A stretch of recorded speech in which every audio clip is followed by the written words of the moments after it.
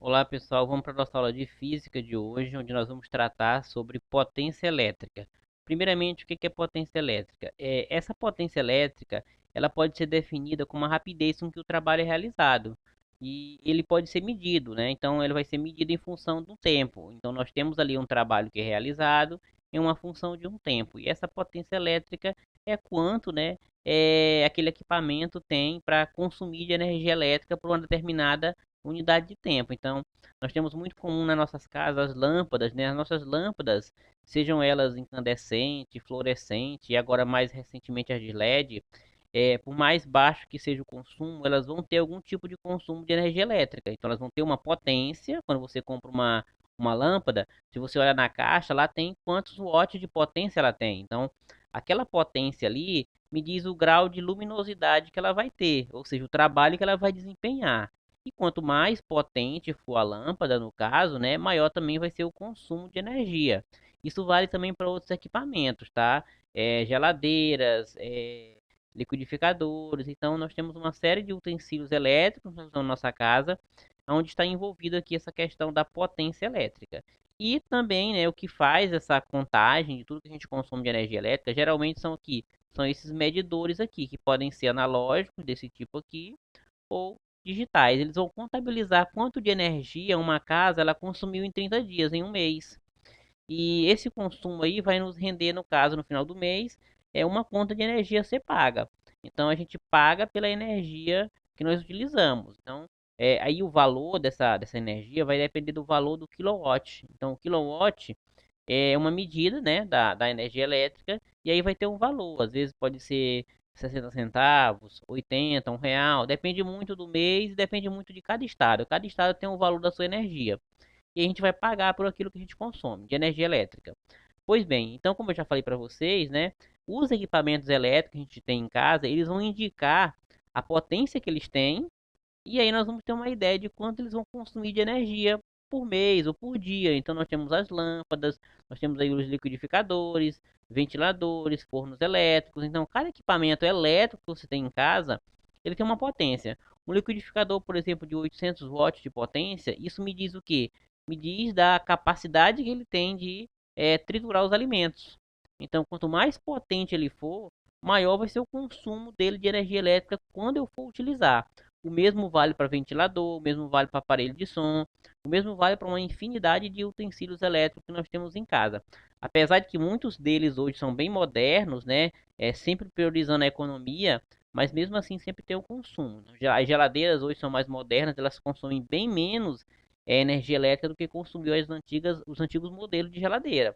Então hoje não essa questão do consumo dos equipamentos, eles estão bem mais eficientes com relação ao consumo, eles estão consumindo menos. O problema é que o valor da energia que a gente paga, ele está ficando mais caro. Então, o consumo do equipamento está ficando baixo, porém o valor da energia que a gente paga atualmente está ficando mais caro. E aí nos rende uma conta de energia muitas vezes no final do mês salgada. Então, às vezes a gente tem que fazer economia, ver o que vai utilizar, o que não vai utilizar, e sempre ficar tendo essa preocupação com esses equipamentos que estão consumindo mais energia.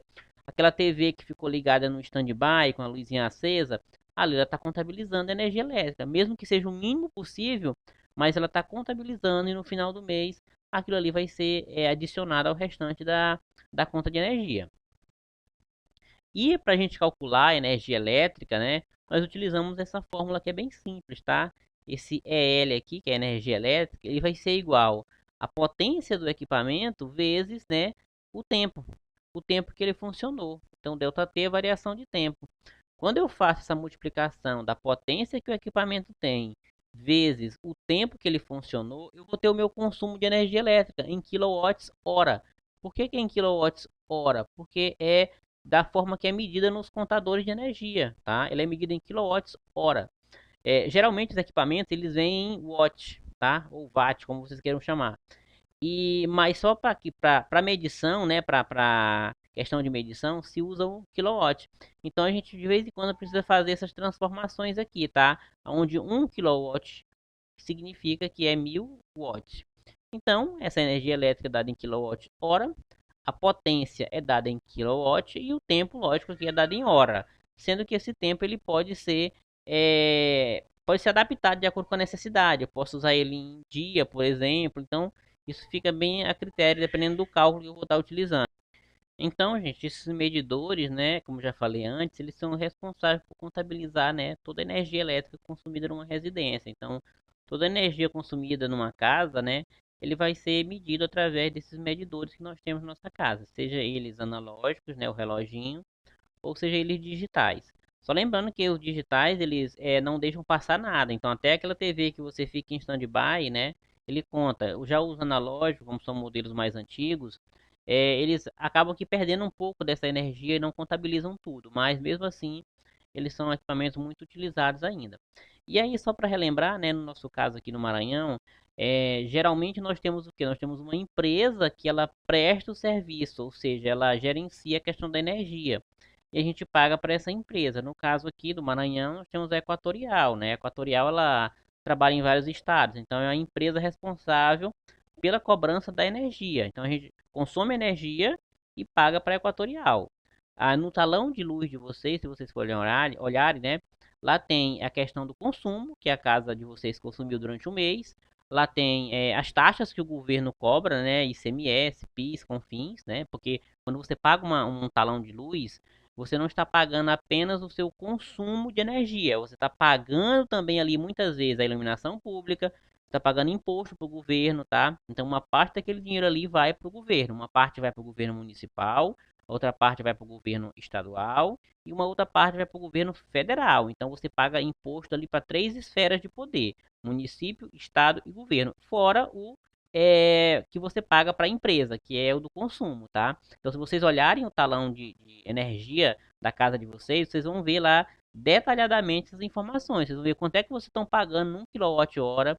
Vocês vão ver quanto é de imposto que vocês estão pagando para o governo do município, para o governo do estado, para o governo federal, tá? E também a iluminação pública, ela também vai ter um valor, né, de quanto vocês estão pagando.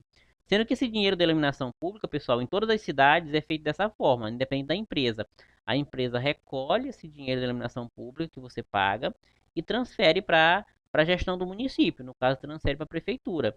E essa prefeitura desse município é responsável por fazer a manutenção dessa iluminação pública, dessas lâmpadas nesses postes. Não é a empresa de energia, no caso aqui no Maranhão, não é Equatorial, e sim a prefeitura de cada cidade. A prefeitura de cada cidade é responsável pela iluminação pública. Por quê? Porque a empresa repassa para a prefeitura todo mês um determinado valor que todos os contribuintes pagaram de energia de iluminação pública. E aí a prefeitura que administra esse dinheiro e faz a substituição de lâmpadas e faz esse serviço de iluminação pública, tá? A empresa de energia apenas gerencia a energia e resolve problemas de falta de energia, de queda, né? De melhoramento de rede, então, de instalar, ligar, desligar, então, mas não trata de iluminação pública, tá? E aí nós temos que ficar de olho no talão, porque muitas vezes acontece do talão da gente estar com algum erro, tá? Um consumo alto demais, muitas vezes pode ser o medidor. Então você tem que ficar de olho também no seu medidor. Se ele não tiver com problema, tem que contatar a empresa para eles irem lá verificar, né? Para que a gente não pague uma energia tão cara como nós pagamos atualmente.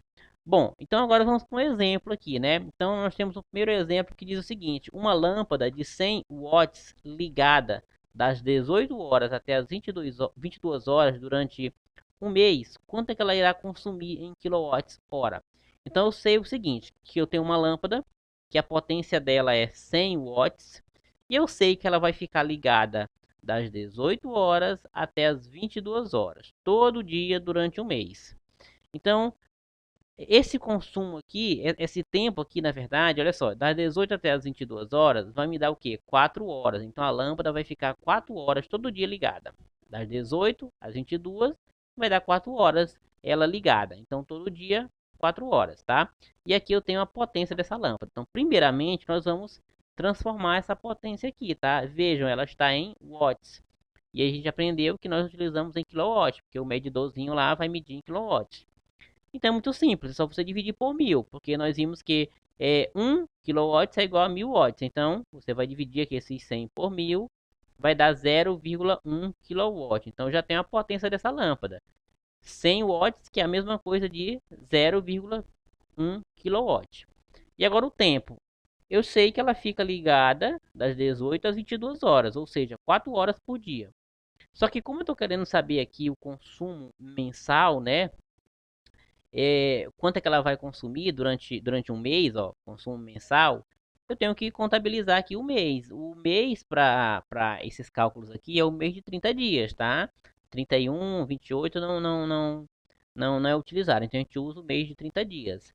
Logo, se ela vai ficar ligada 4 horas por dia, eu vou multiplicar essas 4 horas por dia por 30, que é a quantidade de dias que tem um mês. Isso vai me dar um total de 120 horas por mês, tá? Então, essa lâmpada, na verdade, vai ficar ligada 120 horas por mês. E agora eu uso a fórmula para descobrir qual é o consumo dela. Então, olha só, energia elétrica vai ser igual a potência vezes a variação do tempo. A potência nós acabamos de transformar, é 0,1 kW vezes o tempo, nós descobrimos que a lâmpada ela fica um mês 120 horas. Então, 0,1 vezes 120. E quando eu multiplico isso aqui, eu vou ter um total de 12 kWh. Então, é o consumo dessa lâmpada por mês, tá? Então, essa lâmpada vai consumir isso aqui por mês, 12 kW. Bom, vamos para um segundo exemplo que diz o seguinte: uma determinada geladeira consome 0,1 kW por hora. Então, aqui é o valor que ela consome por hora, 0,1 kW por hora. Supondo que a mesma fica ligada 24 horas por dia, ao final do mês, qual deve ser o impacto na conta de energia?